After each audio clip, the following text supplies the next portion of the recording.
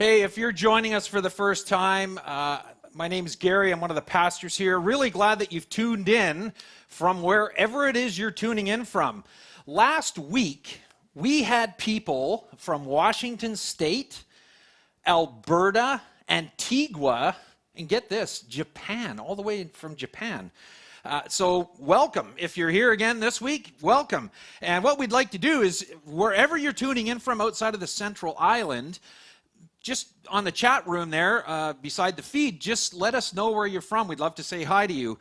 For the rest of us, for all of us, don't forget to send pictures. Last week, we had you send some pictures in of where you were taking the service in from with your family, your friends, apparently your cats. There's a lot of cat pictures in there. I'm not sure what's going on there. I'll pray.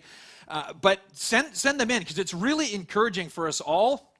We had some of those pictures posted on Instagram and our Facebook page. If you're not part of that, if you're not following us on that, the links are just below in the description box, below your YouTube channel there. So make sure you follow us. But here's a caveat. If you don't want your face on our social media, especially Sunday morning bedhead, then just don't send a picture of your actual face in the photo. Just send a picture of maybe your dog this time watching it, whatever it happens to be. But send them in. It's so encouraging to see, and we want to share those with you. We're continuing on in a series called Crossroads that we started back at the beginning of March. Seems like so long ago, doesn't it? Like, I mean, it's 5 Sundays in this month, but it just seems like a long time ago. And what we've been doing in this series is we've been looking at the stories of people found in the Bible, people who are very much like you and like me, who are just kind of going through life, just doing what they do, when they bumped into this guy named Jesus, and they found themselves at a crossroads in that they had to now make a decision on what they were going to do after having a conversation with Jesus, what they're going to do. Are they going to listen to his advice, live their life a different way? Are they just going to continue living life the way they're already living it? Are they going to pull a U-turn? Are they going to follow him along with the rest of the crowds? What am I going to do? That's the question that they had to ask. That's the crossroads they found themselves at. And if you've missed any of those messages, you can always catch up online on our website or on our app, and I'd encourage you to do that. Today we're going to be looking at the stories of quite a few, 12 men that came to a crossroads with Jesus, and they all had to make a decision on what they were going to do. And we're going to get into that in just a second here, but I just wanted to share a story with you.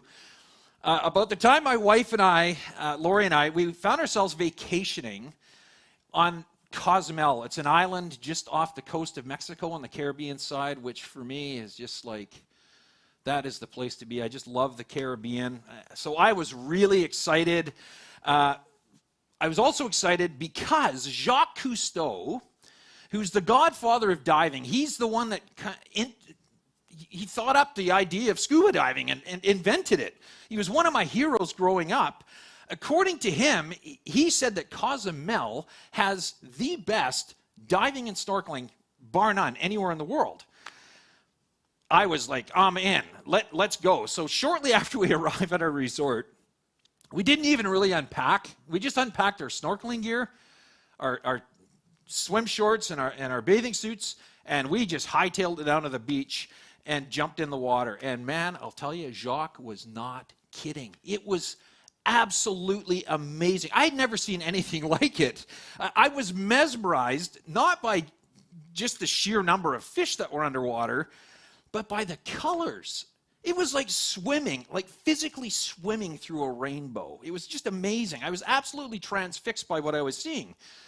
Now, this coming from a guy who, for 27 years of his life, worked underwater, all up and down the coast of British Columbia. But if you had seen me on this particular day, you would think it was my first time ever being underwater. I was just like a little kid. Now, thankfully, we had brought along an underwater camera. It wasn't anything fancy, but it was a camera we could take underwater because I wanted to be able to capture and forever preserve the things I was looking at. And I was getting some incredible shots, and I could not wait to show off my photographic prowess to my wife. We have a photographer. One of our daughters is a wedding photographer, and I'm thinking, oh, you got nothing on me. I mean, who wouldn't want to brag about pictures like this? Or this one? Now, imagine my disappointment when later that night I grabbed the camera and I scrolled through the pictures and here's what I actually captured. Not exactly what I had imagined in my mind. And maybe you've had a similar situation. This happens a lot when people are taking pictures of whales when they're on the ferry and they see a killer whale. And so they start taking pictures and then they show their friends and it's this little dot in the picture and they're going, no, that's a whale, it's a whale. It's like, yeah, that's really good. But, it got me to thinking how life is often like that, isn't it? We all have these ideal pictures in our mind of how life should go. Yeah, it's certainly true for me. I have a tendency to fill up these photo albums, entire photo albums in my mind of the way life should go, the way I want it to go, the way I've planned it to go. And oftentimes what happens is I actually fall in love with that picture, which there's nothing wrong with that, but the problem comes when life doesn't develop. The picture doesn't develop the way we thought it would. I mean, 3 weeks ago, the picture you and I had in our mind wasn't one of being holed up in our homes practicing this thing called social distancing. That wasn't even a term like a month ago, social distancing. 3 weeks ago, I didn't picture us live streaming from our ministry center called the Underground and not meeting in a theater. That picture was just not in my mind. I've talked with couples that are young and in love and getting married, and up until a few weeks ago, they had pictured themselves celebrating their wedding day with family and friends, in the months ahead. And right now, that's all up in the air. That picture's starting to change. Same's true with, I've talked with some grade 12 students who up until 3 weeks ago had images of graduating with their friends and going to parties and doing things that grads do. I know little kids, 8, 9, 10 years old, who had to celebrate birthdays just in the last few days with their friends waving and singing happy birthday from the front seat of their cars. Their cars are all lined up at the end of their driveway or in front of their house on the street. Not exactly the birthday party these young kids had envisioned in their mind. For a lot of us, life isn't turning out the way we pictured it would, even just a few weeks ago. But maybe you're here and are listening in, and that was true long before this coronavirus showed up on the shores of North America. Maybe life for you had already taken an unexpected turn, and the picture that you had wasn't turning out either. For you, maybe it was a financial picture that you had. Financially, things were going okay, but then the dryer quit drying, and the car quit driving, and the freezer quit freezing, and the roof started leaking, and then on top of that, poor Rover had to go to the vet. And it's just like bill after bill after bill, just assaulting your bank account, and now this. Or maybe you were here and it's a relational storm that you were in before this all started. It was a conflict that was stressing you out, either at work or with a loved one or a family member, a school friend. And now this is it's just added to the stress that you already had. The bottom line is life isn't turning out the way you and I pictured it would. And here's the thing, in the middle of whatever it is you're going through, it's easy to suddenly feel like you're all alone, which is even exacerbated even more due to this social distancing that we're facing. And often what happens is we try to make sense of it all in our own minds. We often find ourselves asking the question, I know I have, it's like, God, where are you? Like, can you not see what's happening here? Like, what's the deal with this? And isn't that true? Like, when the storms of life are pressing in on us, it can oftentimes feel like God is very, very far away. And so what I want to do, I want to share a story with you from the Bible about these guys who came to a crossroads with Jesus. Jesus, one day, they all bumped into each other separate times, and Jesus said, why don't you come and follow me? And all these guys decided, yeah, okay, and they ended up going on this epic adventure with Jesus. But these guys, they all had a picture in their mind of what life was going to be like now that they made this decision, how they thought life was going to turn out for them. And then suddenly, out of nowhere, things changed. And my hope is that this story, you'll see yourself in this story, and this story will encourage you and bring you hope as it has for me. This story is found in the second book of the New Testament in the Bible. It's a book, it's named after the guy who wrote it, a guy named Mark. And life for Mark and these 11 other guys that he was with was pretty good. They were, think about it, they had front row seats. As Jesus traveled from town to town, they would travel with him, and Jesus was teaching this radical new way of relating to one another. He was teaching things like, love your neighbor. Put the needs of your neighbor above your own. And we're seeing that play out all over the media right now. It's actually great to see. It's one of the bright lights in this whole virus thing is that we're getting focused on taking care of the needs of someone else rather than ourselves. Jesus taught, love your enemies. You just think of somebody that you kind of bump up against. Yeah, love that person. For these people that Jesus was teaching this to and saying this to, they were living under occupation of a foreign government, and quite a brutal one at that. Jesus said, walk the extra mile. Go the extra distance with somebody. Turn the other cheek. Don't seek revenge. These guys, man, when they were with Jesus, they were right on the front row of seeing him pull off these miracles. Restoring sight to the blind. People that hadn't seen anything their whole life all of a sudden can see. He restored hearing to the deaf. All of a sudden they could hear birds and people talking. Like, imagine what that would have been like. Mobility to the lame. He'd come up to people and say, get up and walk. And these people that had never walked in their life, all of a sudden they're dancing around like gazelles, like, wah! And off they go. It's just amazing what had happened or what was happening for these guys. And here's the thing. Sometimes they even got in on it. There's a story where Jesus had fed this crowd of 5,000 people. It's a pretty famous story. Maybe you've heard of it. He's out teaching. This large crowd gathers, and they all start to get hungry. And they're all like, well, how are we going to feed all these people? And Jesus does it with a kid's sack lunch that his mom packed for him for the day. And it consisted of 2 measly fish and 5 tiny loaves of bread. And Mark and the rest of these guys he's with got to be a part of it. Now just put yourself in their shoes for a second.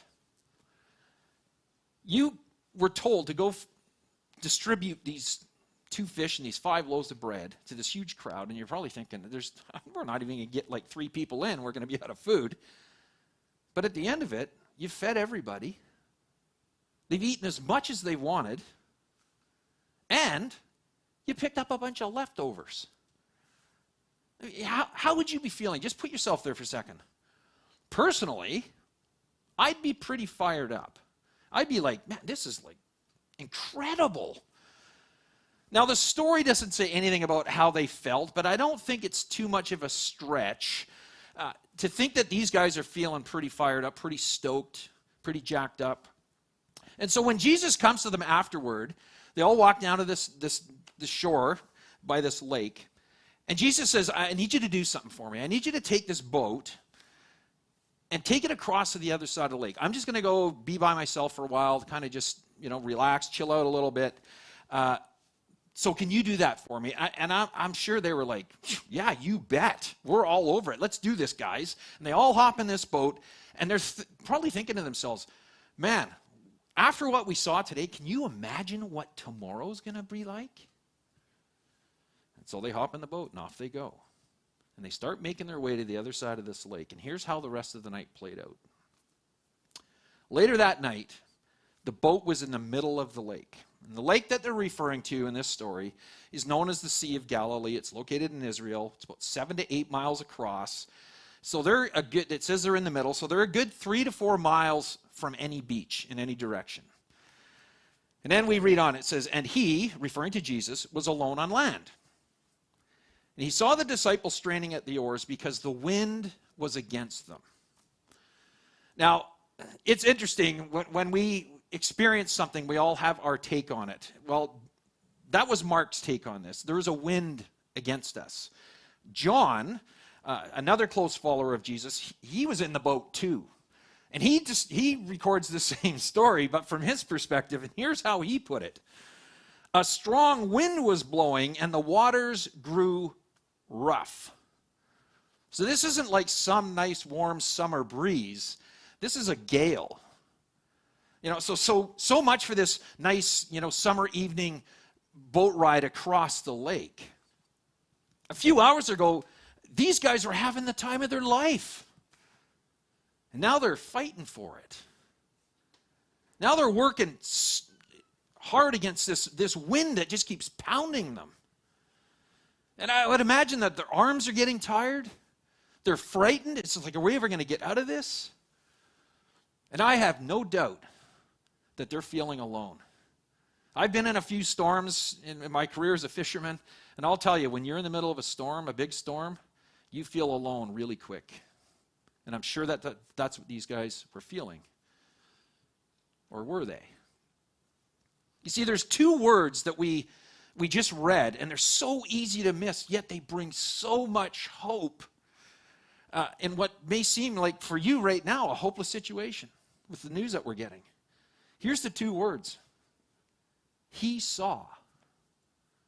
He saw. Jesus saw them. He was aware of their situation. He saw what they were up against. He saw what they were struggling with. He saw them straining at the oars, battling against the wind, trying to stay afloat, trying to stay alive. And so the question you could ask you, like, what is it specifically that you are struggling with today? Is it fear? Anxiety? Loneliness?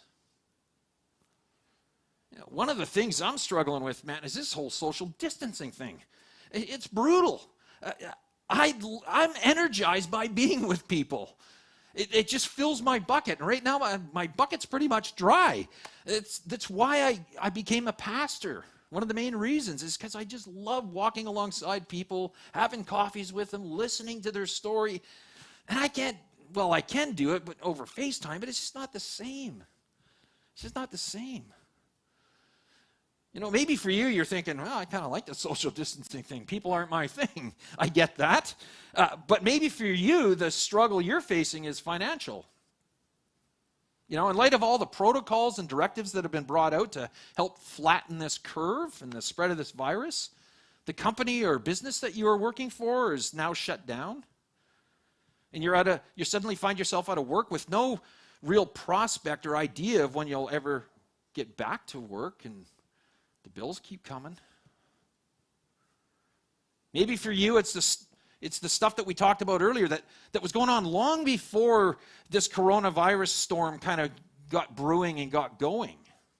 And it's going to be around long after this virus kind of dies out. Maybe for you, you're struggling with a divorce, a shattered dream, maybe a betrayal with a business partner or a friend. It's just difficulties at work, family tension, depression, anxiety. Whatever it is, in the face of that, maybe you're feeling angry, you're feeling confused, you're not sure how to handle things or what to do next. Maybe at times you're even feeling hopeless. Like this is never going to end for us. But often, what's true for most of us in all of this, when we're feeling those things, when we're going through those things, is we feel alone, don't we? Just remember those words. He saw.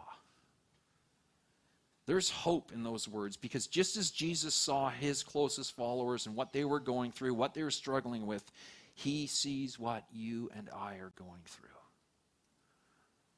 He's aware of every nuance of your situation, what you're facing, what you're thinking. So no, you're not alone. None of us are alone. What if you were to believe that?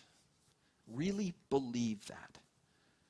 What if you were to embrace the idea that Jesus does see you? He sees you in your struggles. He sees you on your best days and your worst days. And he loves you and cares for you just the same. If you believe that, what would change for you? Would it help you, or would that hinder you? Shortly before dawn, Jesus went out to them walking on the lake. And I love that, because Jesus not only saw, but he went. He went out to them and met them in the middle of their struggle. He didn't stand on the beach and wave his arms and say, hey guys, over here, I'm rooting for you. Just row harder, try harder, you can do it, rah, rah, rah. No, Jesus went to them and he met them. And he does the same for you, and he does the same for me.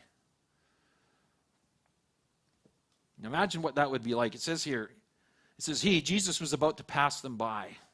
But when they saw him walking on the lake, they thought he was a ghost. Now, we can read that being 2,000 years removed from this story and think, yeah, come on, guys, like, obviously it was Jesus, like, duh. But put yourself, again, in their shoes. Just imagine yourself in a lake. It's dark, and you're fighting for your life, and all of a sudden you see some guy walking across the water. I'd do what they did. What did they do? They cried out because they were all saw him and were terrified. I'm there. Front row seat. Yeah, I'm terrified. But watch what Jesus does. Immediately, Jesus spoke to them and said, take courage. It is I. Don't be afraid. And then I love what he does. Listen what he does next. Then he climbed into the boat with them. Not only does Jesus come or see us and come to us, he gets into our shuddering, leaking, barely afloat lifeboat with us. And when he does, listen to what happens. He climbed into the boat with them, and the wind died down.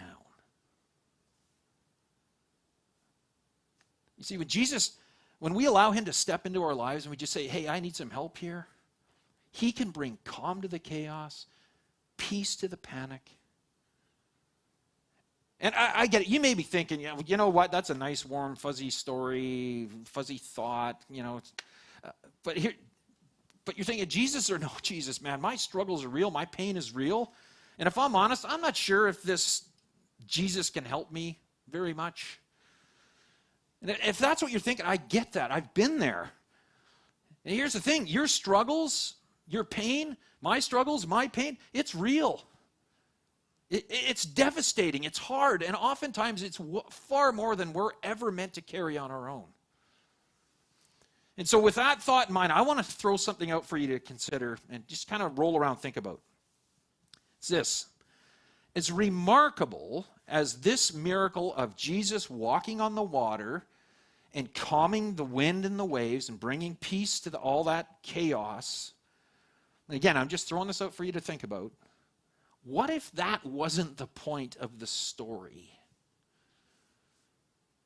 Because like we looked at last week, people were following Jesus because they wanted to see him do things, and they focused on what he was doing. But could it be that in this story and other stories that we read, that Jesus was revealing to those terrified fishermen back then, and us 2,000 years later, who he is? You see, from the beginning of creation, God's character has always been the same. And if you look at the thread that runs throughout the biblical narrative, it's this. God's heart is full of love and compassion for humanity.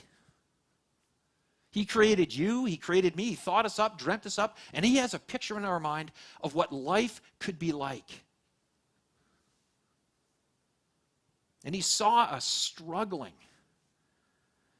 And so he devised a plan to come to us, to rescue us.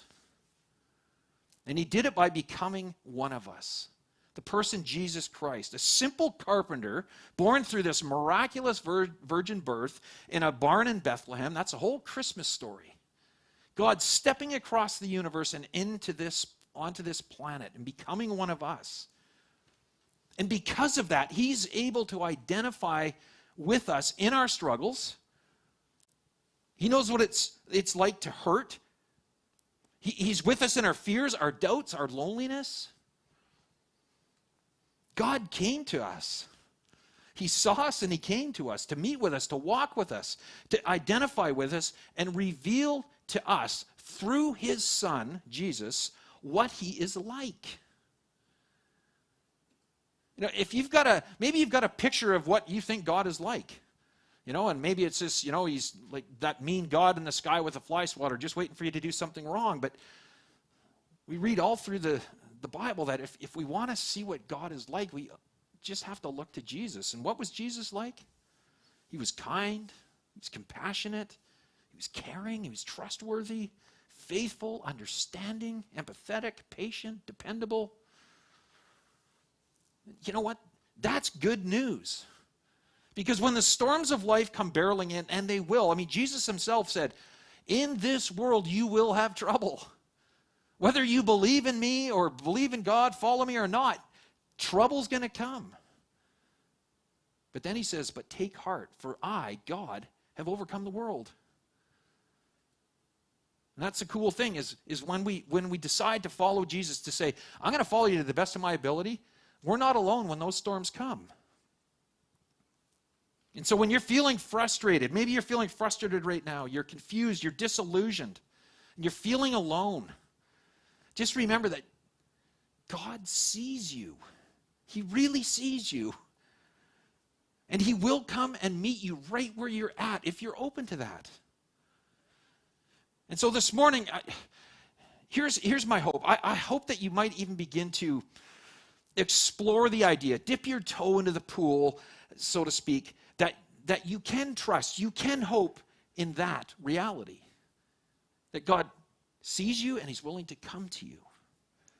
Because of that, you can rest. Because here's the thing, there is no storm too big for God to ride out with you. There just isn't.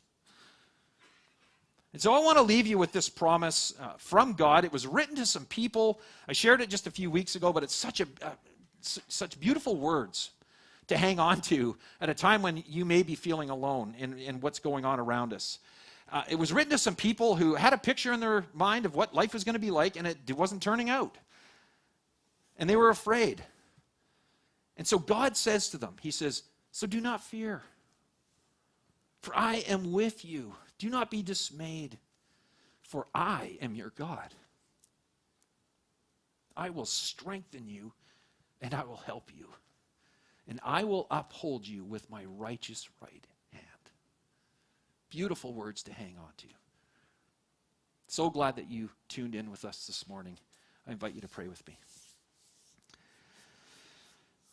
God, there is so much stuff going on. We are being inundated with news, most of it not good. And it can be so easy, especially, in this age of self-isolation that we find ourselves in, to crawl into our own heads and try and figure things out and not find answers and look in the wrong places for those answers. And it can feel that sometimes that this world is just out of control and that you've kind of just left the scene. But we can see in this story and so many other stories that you are here. You are in control. You love us enough that you were willing to come to this planet to be with us. You're not some aloof God that's looking down going, I have no idea what you're going through. It must not be very good. No, you're a God that's with us. You can feel our pain. You're suffering with us. And so I just pray for all of us, wherever we find ourselves this morning, that we would find that peace that comes from you when we put our hope and our trust in you. Thank you for loving us. And we pray this in your name.